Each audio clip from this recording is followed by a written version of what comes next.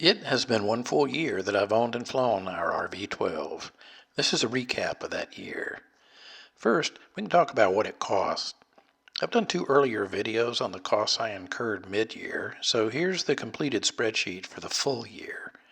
The primary fixed costs are insurance, hangar rent, and the cost of the annual or condition inspection. I have a certified mechanic do all the work on my SLSA. You can argue that I could reduce my costs by doing some of the work myself, but I want every logbook entry to be signed by an airframe and engine mechanic.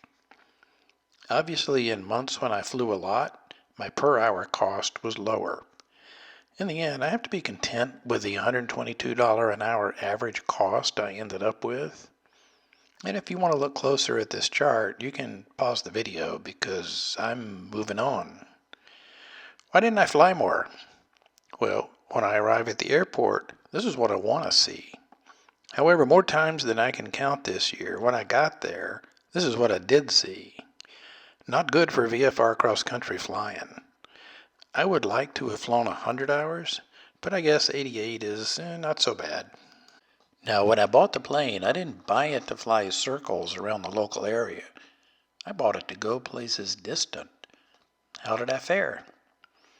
Well, this map shows places I actually did go to. I ferried the plane down from Pennsylvania to Georgia, made quite a few trips into Tennessee, several to Mississippi, went to Arkansas and South Carolina, and down south in Georgia. Many of these were trips to visit family, and saved us from many hours of driving instead. But there were so many places I had wanted to fly to but didn't make it for various reasons. These remain on my bucket list. Maybe in the coming year I can do these flights. I want to go to Kitty Hawk in the Outer Banks of North Carolina. I went there when I was a kid, maybe 10 years or so. I want to fly into Asheville. I have an older brother there, and we could meet for lunch on a sunny day. I never made it down to Peachtree City south of Atlanta where my oldest son lives. He and my grandkids there have not seen the plane yet.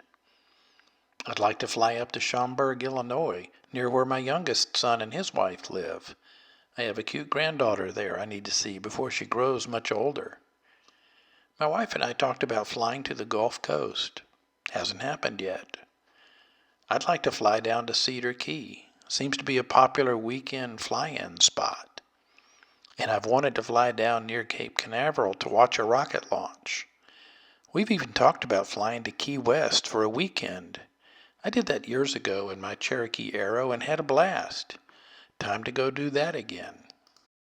My wife grew up in upstate New York.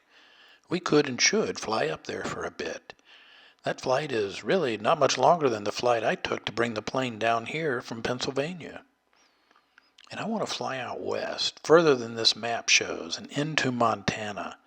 We could land there and tour the state in a rented car. With all of these bucket list items, the one thing that seems to have held us back is the uncertainty of the weather this year. Making confirmed reservations in advance, and then the fear of discovering that the weather holds us back, has been the one thing we need to overcome. Years ago, if the weather was bad, I'd just file IFR and make the trip anyway, but those days are gone. I think we're going to have to just suck it up and gamble that Mother Nature will be kind. Now that all of you know our bucket list, stay tuned for the next year of ownership and fly with us as we go. See you all there.